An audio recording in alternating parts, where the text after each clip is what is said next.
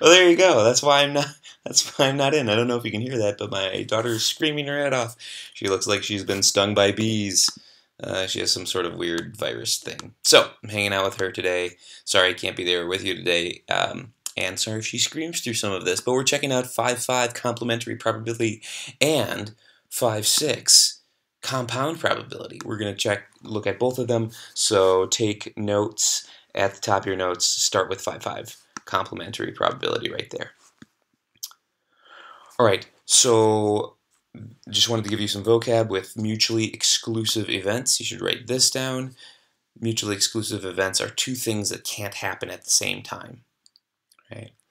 So mutually exclusive events, you could have things in here or things in here, but not things that overlap. These are Venn diagrams that kind of illustrate that. So like heads or tails, right? You wouldn't flip and have something that is both heads and tails.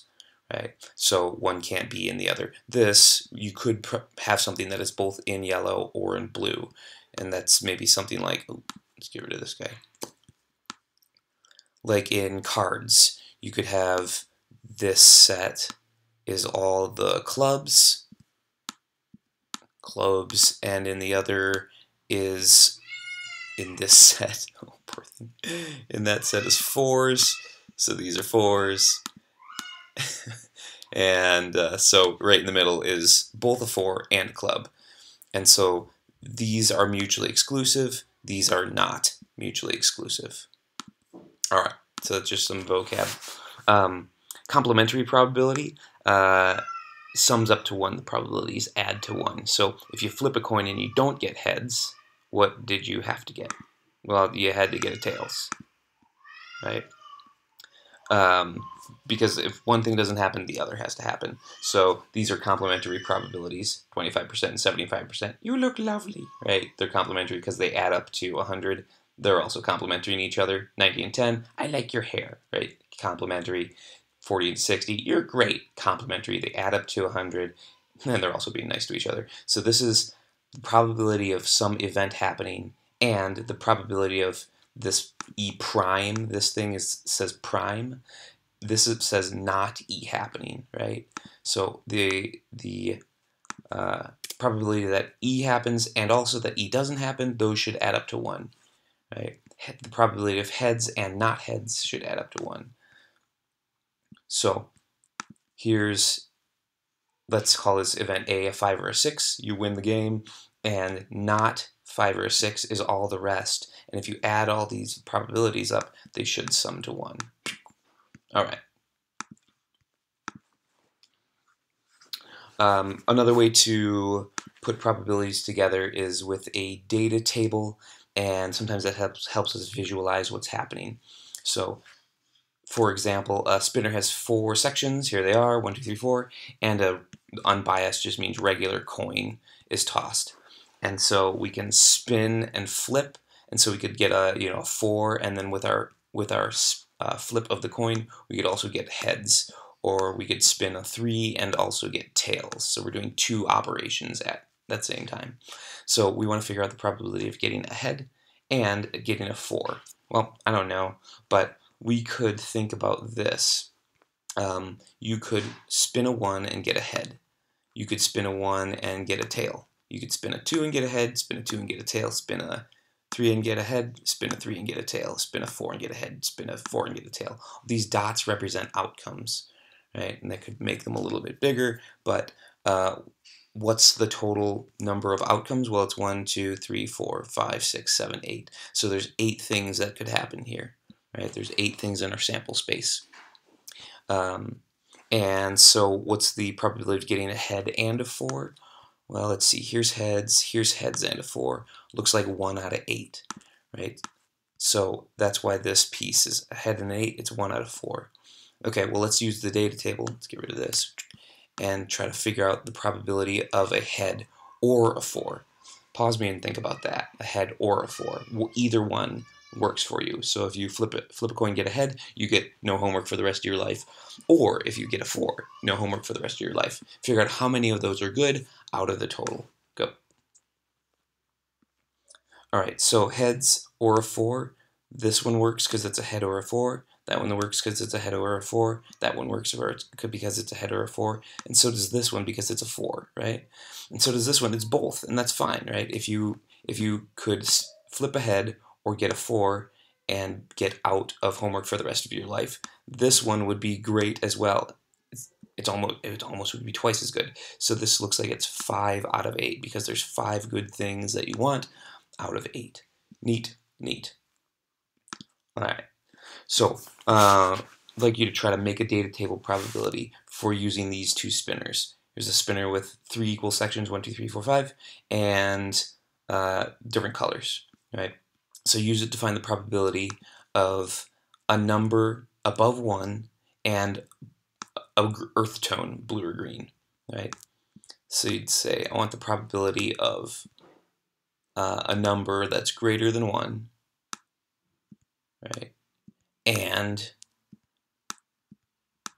an earth tone.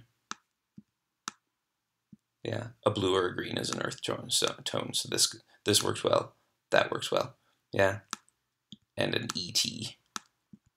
So if we were going to build that, let's see if I have that. They might look like this. You can kind of build this along with me.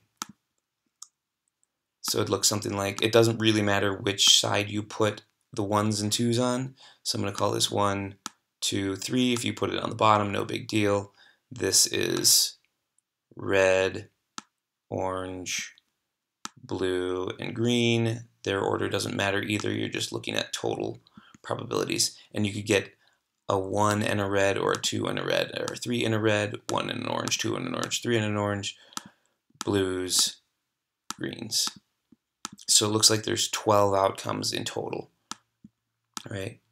12 outcomes in total. So what's the probability of spinning a number above 1 and at the same time getting a blue or a green? Well, it's only going to be in here, right? It's only going to be in there because those are the blues and greens. And a number above 1 is going to be these. So there's a 2 or a 3 and a blue or a green, right? So it looks like 4 out of 12 looks like a third. Cool? 30%. 33.333%. Great. All right. Moving on to 5-6 compound probability. That's this guy. So you could put this piece down in your notes. If A and B are independent events, then A and B is the probability of A times the probability of B.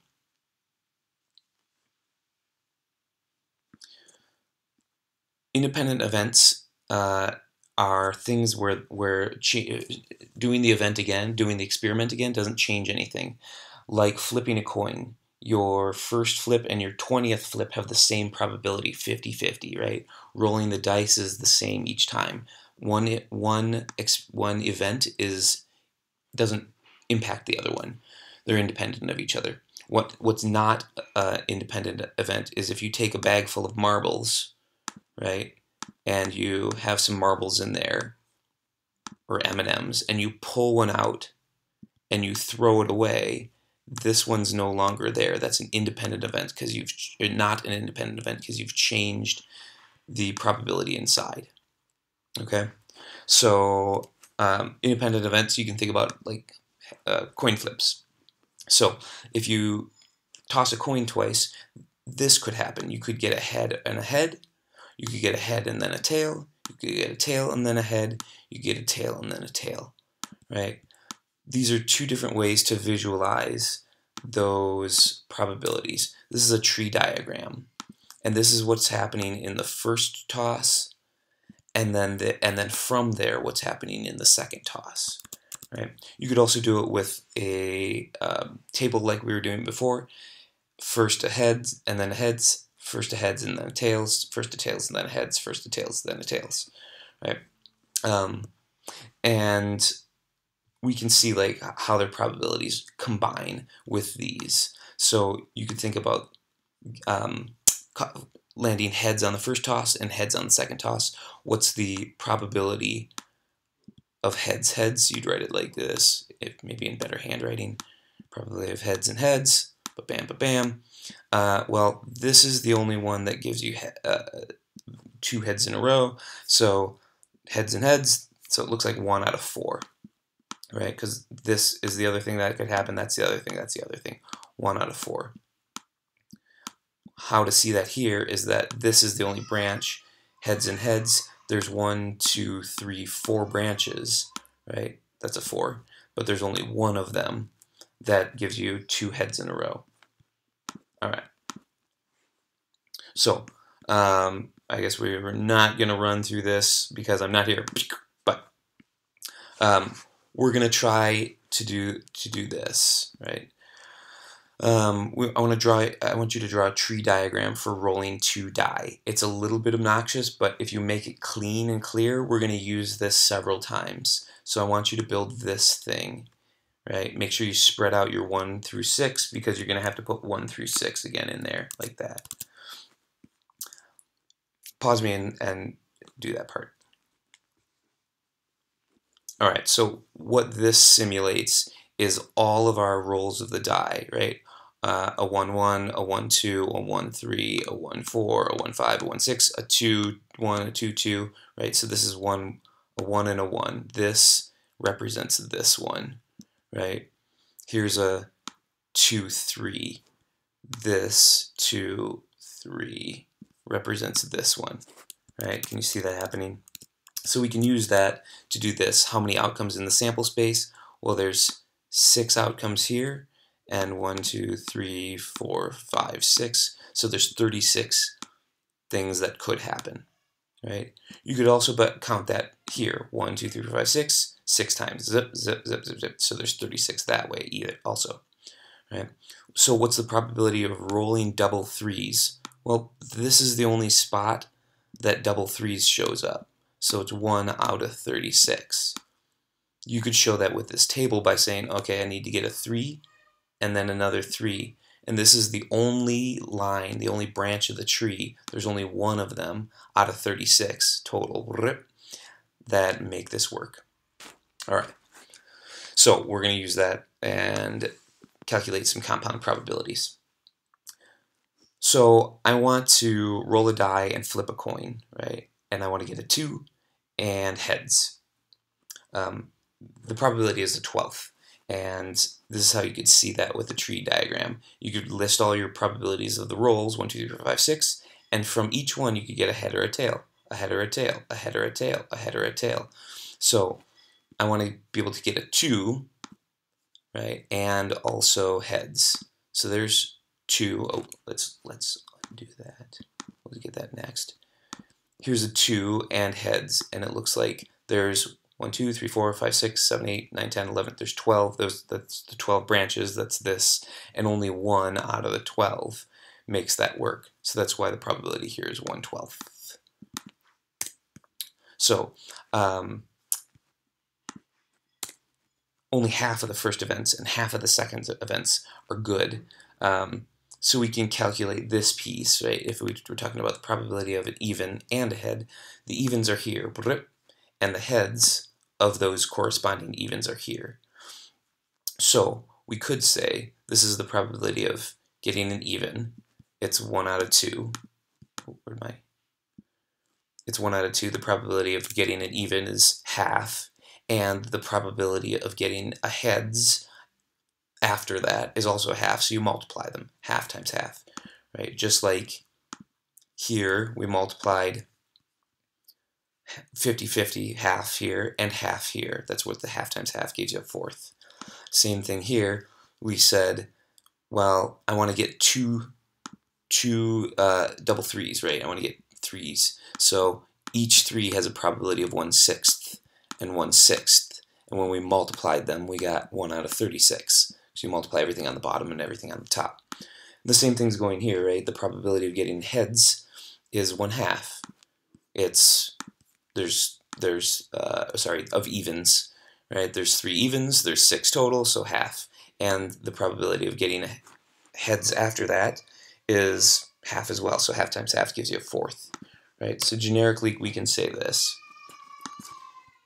If events are independent, then you can multiply their probabilities. Cool. I know that one's a little fast. We'll try it again when we see you. I want you to work on these two pieces. This is 5-5, complementary. That'll be straightforward, right? Answers are on the back. This is the next one. It's 5-6.